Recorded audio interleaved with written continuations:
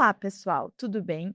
Eu sou Sofia Schuch, repórter de SG da Exame, e hoje o nosso bate-papo de negócios sustentáveis é sobre um tema que está super quente na agenda climática deste ano, a transição energética. A nossa convidada é Elbia Ganon, enviada especial da COP30 em energia e presidente da Associação Eólica. Prazer, Elbia. É bom estar falando aqui com você. Acho que tem muitas coisas, né, para a gente falar esse ano aí de presidência brasileira da COP30 e todo esse trabalho aí que a gente está caminhando rumo à COP31 na Turquia. E para começar o nosso papo, Elbia, me conta aí como é que estão os trabalhos aí, como é que estão as coisas em direção aí à questão do mapa dos combustíveis fósseis, né, que foi uma promessa aí da COP30 no Brasil e, enfim. Prazer, Sofia. Muito obrigada pelo convite, pela oportunidade. E sim, a nossa agenda de trabalho está em bastante coisa. Na realidade, ela já começou ano passado, foi mais ou menos no mês de maio que o presidente Lula nomeou os enviados especiais da COP30. Por ser 30 COP30, são 30 enviados especiais e um enviado específico para energia, por energia ser um tema de extrema relevância na discussão da transição energética. Vamos Uhum. lembrar que energia, o uso da energia pela sociedade responde por cerca de 80% das emissões de combustíveis fósseis, né? E, portanto, responde pelo a real transformação e o que nós estamos chamando de mudanças do clima. Uhum. O nosso trabalho ele começou no passado muito no sentido de nos prepararmos para a COP30. Muitas discussões foram feitas. Eu tenho o papel de fazer o elo entre os investidores, o setor privado que investe em energia, com o governo e trazer também do governo e da presidência da COP quais são as necessidades para apresentação na COP. Então, nós fizemos esse trabalho muito importante, fizemos uma coalizão do setor elétrico, preparamos um documento e apresentamos na COP como proposta do setor elétrico brasileiro para a Uhum. COP30. Mas, é claro, o nosso trabalho como enviado é um trabalho assim, mais amplo e envolve o mundo todo. A COP não era uma COP do Brasil, apenas uma COP no Brasil. E a COP30, para nós, teve um resultado muito importante, porque ninguém esperava, no contexto que a gente estava vivendo naquele momento, na geopolítica daquele momento, que estava bem complexa, ela só não estava mais complexa do que está hoje, Aham. nós não tínhamos muita expectativa em falar de redução do uso do combustível fóssil. Pela crise na Europa resultante do conflito de Rússia e Ucrânia, e pelo efeito Trump também na economia global, eu sinceramente, como o especialista em energia e transição energética, eu não tinha expectativa nem de Uhum. tocar No no assunto assunto.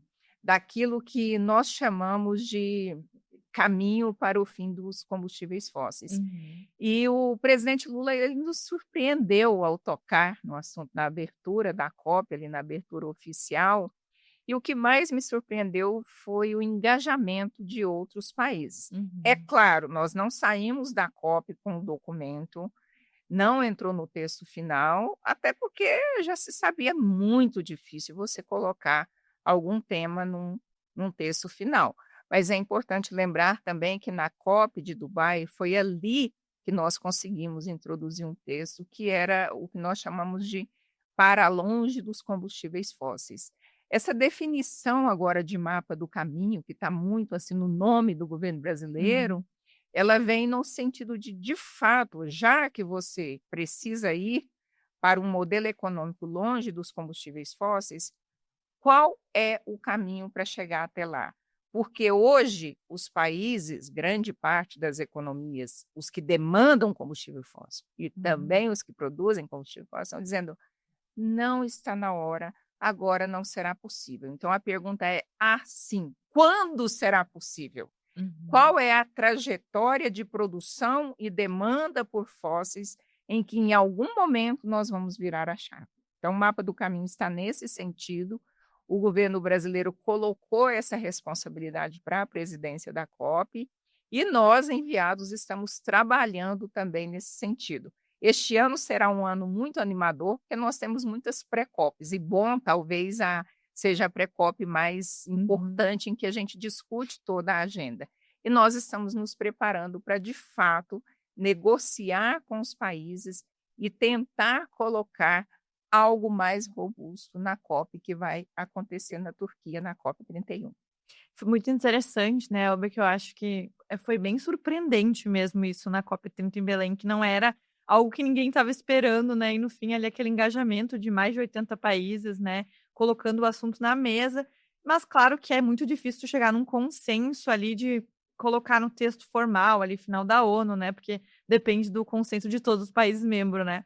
Mas, eu acho que é bem legal que esse ano o foco está muito nisso, né, tanto nesse roteiro, né, do fim gradual dos combustíveis fósseis, como da questão do desmatamento. E aí tem a Colômbia, né, agora, que é a conferência, né, dos combustíveis fósseis aí. Quais são as expectativas até lá, né, o que que vocês esperam conseguir nessa conferência? A Colômbia, que também foi surpreendente, é um fator agora muito importante nessa discussão. Uhum. No início, a Colômbia e Brasil ficaram até num climão, assim, por conta da Colômbia declarar que não vai mais perfurar, não vai seguir com o petróleo. E o Brasil, é claro, ele tem ainda esses objetivos, Uhum. principalmente com margem equatorial, e o Brasil vai ter que se desdobrar, porque agora nós temos a responsabilidade do mapa do caminho. Fomos Uhum. nós que provocamos. Então, agora nós temos que realmente mostrar serviço nessa discussão. A notícia boa é que Colômbia e Brasil estão agora muito bem no debate, na discussão. Uhum. Foram eliminadas aquelas arestas iniciais e agora a gente precisa sim trabalhar numa agenda. O que é importante notar nessa discussão do para longe, transição para longe dos combustíveis fósseis, é que nós temos que evitar hipocrisias. Uhum. Nós temos que ser realistas. E às vezes você escuta de alguns especialistas dizendo: há um contrassenso, porque o Brasil está sediando a COP e, ao mesmo tempo, está licenciando margem equatorial. Uhum. Não entendo como um contrassenso. Na realidade, você precisa colocar isso no tempo. O mundo todo entende que tem que sair dos combustíveis fósseis, mas o mundo todo está dizendo: esta data é um pouco para frente. Seria ótimo, seria maravilhoso se fosse ontem. O Uhum. planeta precisa, mas nós temos que ter realismo econômico, nós temos que ter realismo social, realismo de soberania. Energia afeta a soberania das economias. Então, Uhum. quando você traz todo esse realismo, você percebe que, de fato, não dá para ser amanhã. E outra coisa muito importante: qualquer simulação que você pega, qualquer estudo para frente, até 2050, mostra que o mundo vai consumir ainda muito combustível fóssil. E Uhum. por que que o Brasil vai ser o país que vai dizer: "Vou parar primeiro"? Porque o fato do Brasil parar não significa que você vai reduzir as emissões, porque outro país vai produzir no lugar do Brasil. Sim. Então, na realidade, os países têm que pensar qual é a data, qual é a saída, e a partir daí todo mundo trabalhar para essa data. Eu Uhum. quero muito ter essa data e acho que um dos grandes desafios nossos na discussão, e é uma questão de diplomacia, até quando nós vamos continuar com essa produção e quando é que de fato nós vamos parar. E você tocou nesse ponto bem interessante, né, que não é amanhã. Não tem como a gente acabar, né, com essa dependência que a gente tem dos fósseis. E eu acho que a guerra no Irã tá deixando isso bem claro, né, Elbia. As guerras, assim, né, no geral, são uma questão de segurança energética, e eu acho que essa questão da transição se torna mais urgente, né. Aí eu vou aproveitar esse gancho para perguntar, né, como que tu enxerga que essa guerra, por exemplo, pode impulsionar renováveis? Como que isso está impactando, né, na transição global? A guerra, ela traz para nós um indicador muito grande. Se você Uhum. olhar a história das guerras, sempre tem uma fundamentação econômica. Sim. É claro que tem questões religiosas, tem questões políticas, mas no fundo é economia. Aliás, Uhum. tudo é economia.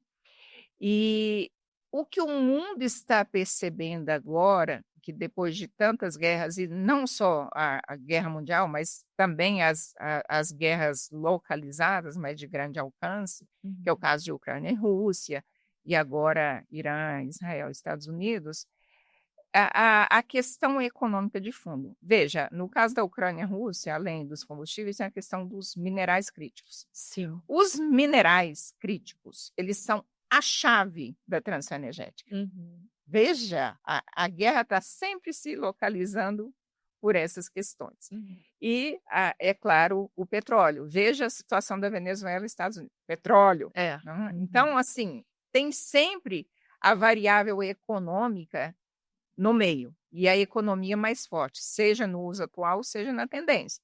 Quando fala de minerais críticos, a gente está falando de tendência. Então, como é que a gente se coloca nesse cenário?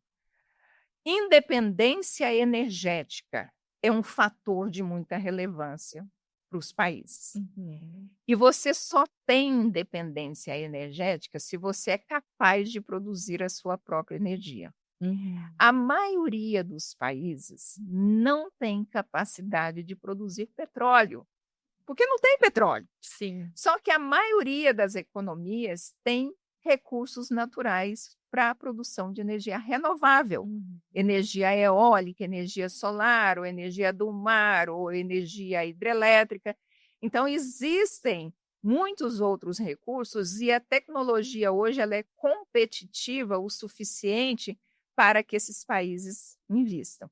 Então, estava ouvindo um especialista um dia desses dizendo o seguinte: olha, a transição energética vai acontecer de qualquer forma, porque a maioria dos países são capazes de produzir a sua própria energia. E em Uhum. momentos de conflito, de guerra, você percebe a sua dependência. Veja, o petróleo saltou para mais de $100.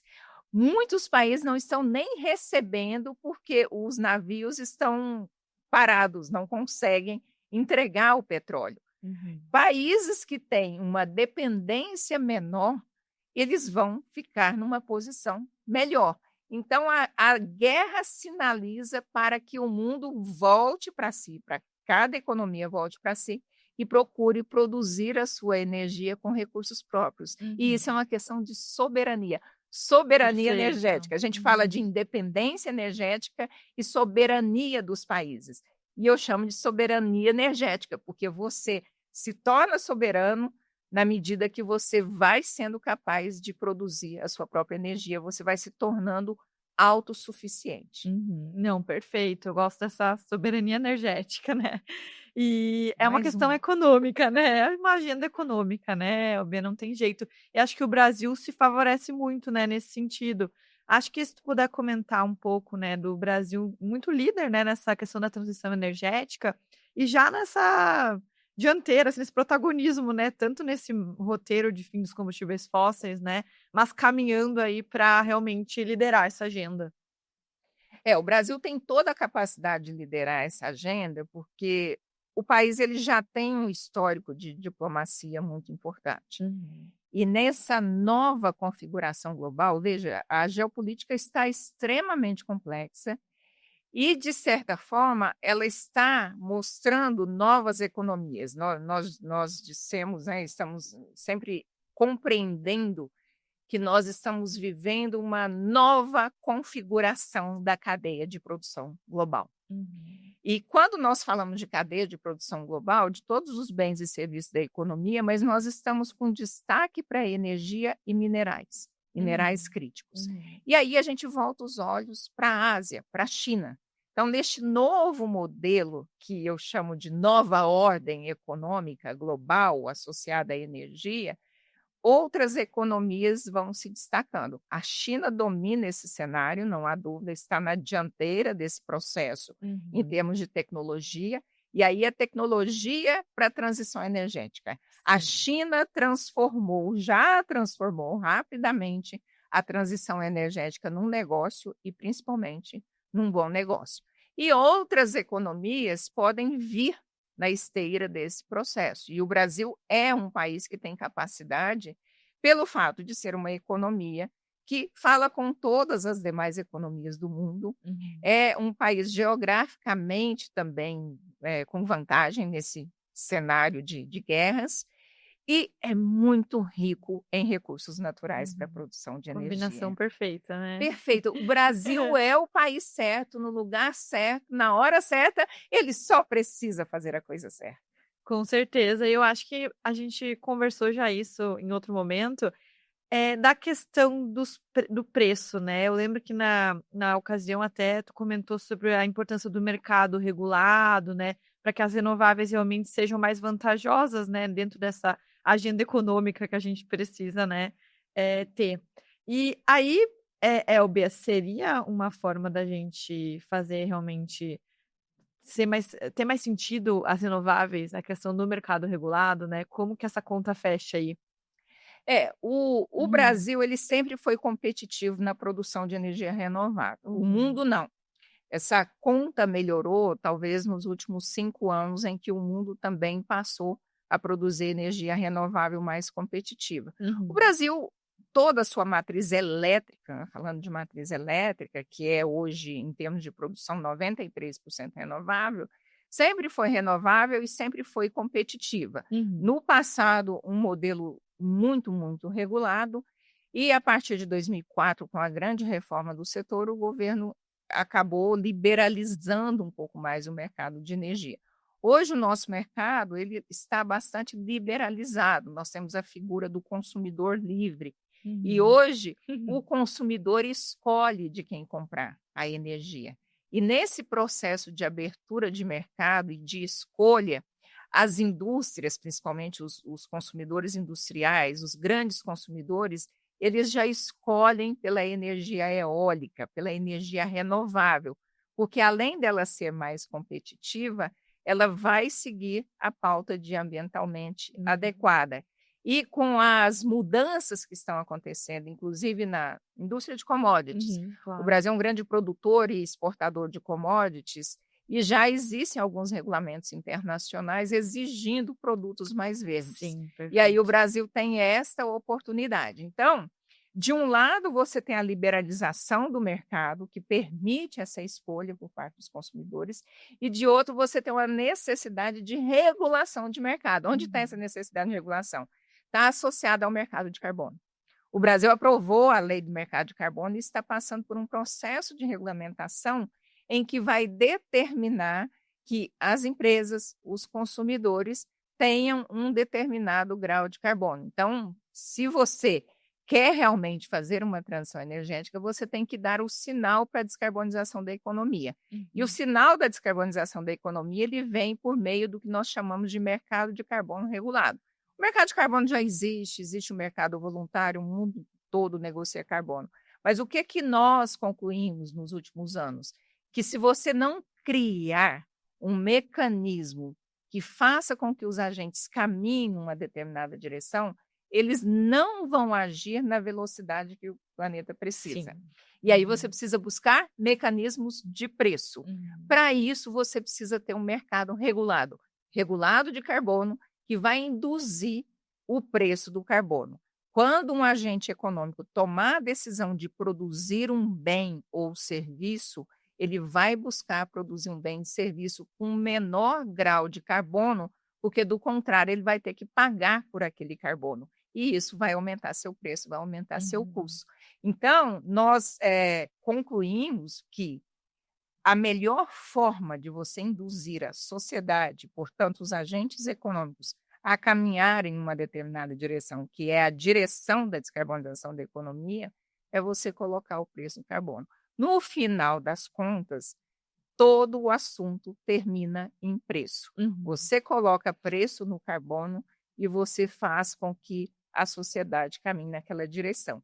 E aí, isso traz uma resposta importante nessa discussão global do fim do uso dos combustíveis fósseis ou da transição para Claro. longe dos combustíveis fósseis. O mapa do caminho, ele precisa ter o mecanismos de preço para que, de fato, ele seja o caminho. Uhum. Do contrário, isso não vai acontecer. Por quê? A sociedade, ela age por impulsos econômicos, você dá sinal de preço adequado para a sociedade.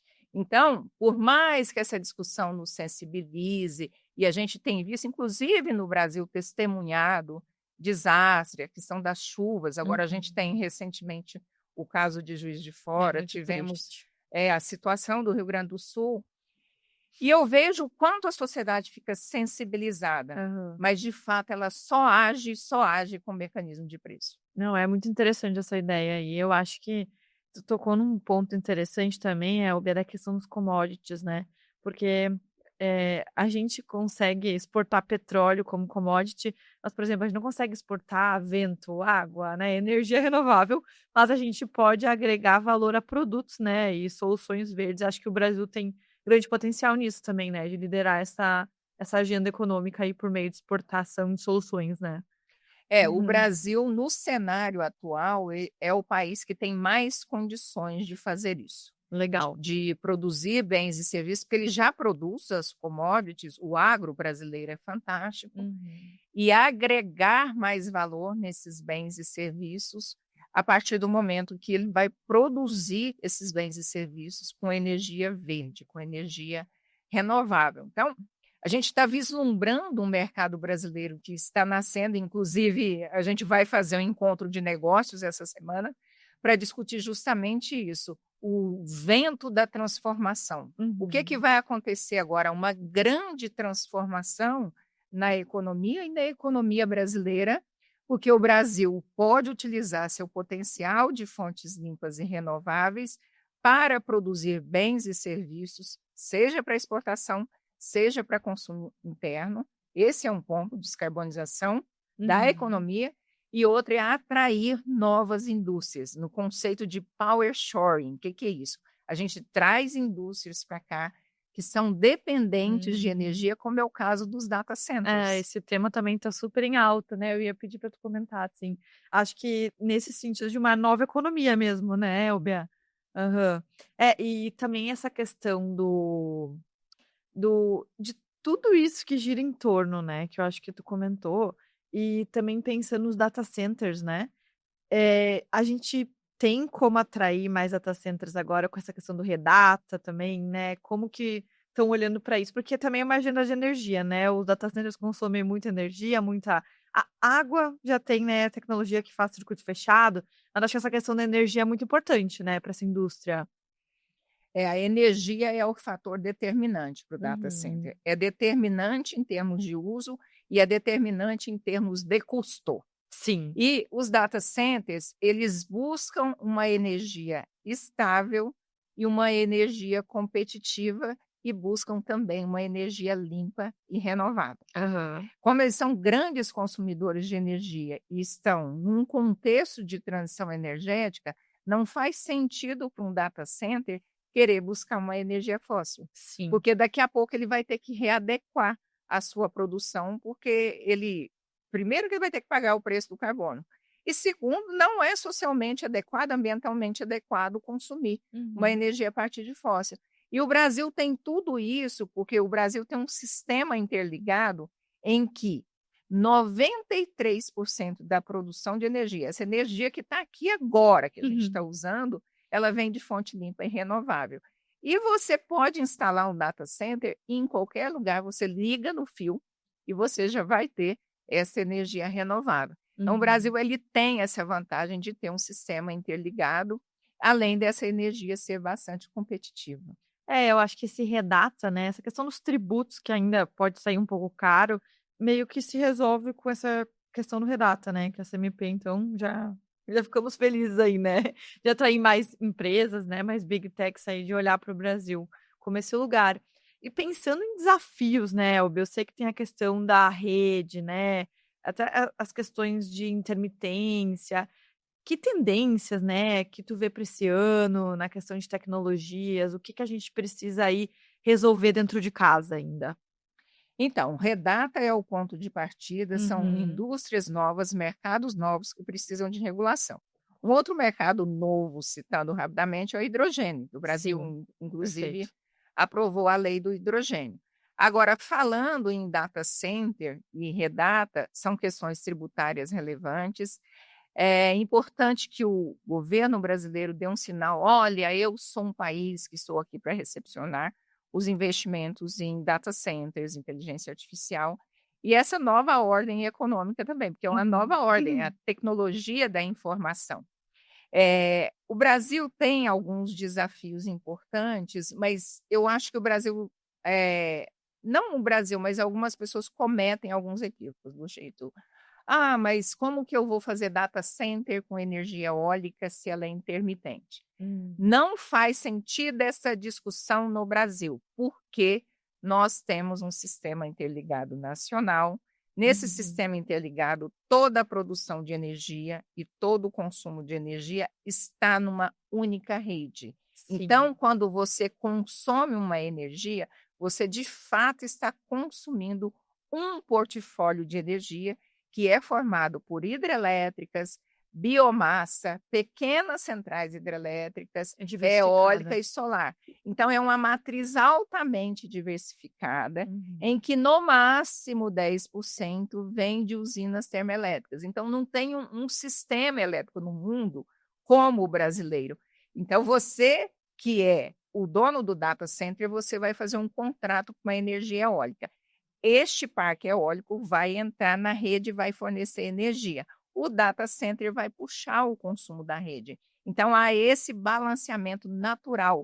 Nós Uhum. chamamos de rede natural da produção de energia. Além disso, além de ter essas hidrelétricas, que elas são como se fossem baterias naturais do sistema, o Brasil está começando agora também com seus primeiros leilões de baterias Isso. para trazer bateria para o sistema para tornar esse sistema mais estável. E o Brasil investe muito em linha de transmissão. Uhum. Quando você discute transição energética em qualquer lugar do mundo, a chave para a transição energética ela vem em 2 fatores: a existência de recursos renováveis para a produção de energia Uhum. e investimentos em linha de transmissão. Muito Frases bom. bem taxadas. Sem transmissão, não há transição. O mundo todo tem que investir em transmissão. E é um processo, é um desafio para o país, mas o Brasil já aprendeu a fazer investimento em linha de transmissão. Uhum. Não, muito bom, Elbia.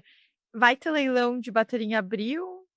Ano passado ia ser, né, mas acho que acabou adiando, mas vai ter, né? A expectativa é que tenha. Nós Uhum. teremos um leilão de baterias este ano. Na fala do ministro, será ainda no primeiro Ah, tá, semestre. não necessariamente em abril, mas no Abril, primeiro nós semestre. temos um outro leilão que está Uhum. marcado, que é o LRCAP, que é um leilão de capacidade, que Aham. vai contratar algumas usinas termoelétricas controversas, eu diria. Entendi, Controvérsia entendi. na minha É, perspectiva. Eu sim, acho que o sim. sistema brasileiro não precisa contratar mais térmico. Claro, não precisamos mesmo, né. E a pergunta que não quer calar, voltando para o início um pouco, Elbia, a gente vai ter então esse mapa para entregar algo concreto na COP31 na Turquia? Esse é o plano, né? Se Essa der é a tudo função, o certo. objetivo. Isso. Sim, Vai dar sim. certo. Acho Nós que teremos evoluído muito muito, até lá. aham. É, não, vai ser bem interessante encabeçar essa discussão, né, lá, assim, e tá um momento difícil, né, geopolítico e tal, mas acho que o Brasil tá na dianteira desse mapa bem interessante. Bom, nosso papo tá ótimo aqui, acho que a gente falou sobre vários pontos, mas vamos nos encaminhando aqui para o fim, Elbia. Tem mais alguma mensagem que tu queira passar, de repente, alguma expectativa, alguma coisa que a gente não tenha abordado? Eu tenho uma preocupação que eu até Uhum. disse: o Brasil é o país certo, no lugar certo, Sim. e talvez tenha que fazer a coisa certa. A gente Uhum. precisa se acertar ainda para aproveitar melhor, tirar mais benefícios dessa transição energética. Nós temos todas as condições para isso, nós temos as chamadas vantagens comparativas para isso. Por Uhum. tudo que eu falei aqui, a localização do país, a diplomacia, os recursos naturais, a competitividade, mas o Brasil precisa acelerar um pouco mais naquilo que depende da política. Depende pouco de política, de regulação, de sinal regulatório, porque, Barroso e eu, né, Aham. Barrosinho, meu amigo, a gente tem muito essa preocupação, esse estresse, né. O Brasil não pode perder para si mesmo. O Brasil não perde para o mundo, mas ele Uhum. corre um risco danado de perder para si mesmo se não fizer a coisa certa na hora certa. Perfeito. Não, muito bom, super inspirador aqui o nosso bate-papo. Para assistir o nosso videocast completo, acesse o site da Exame ou o YouTube. Até a próxima.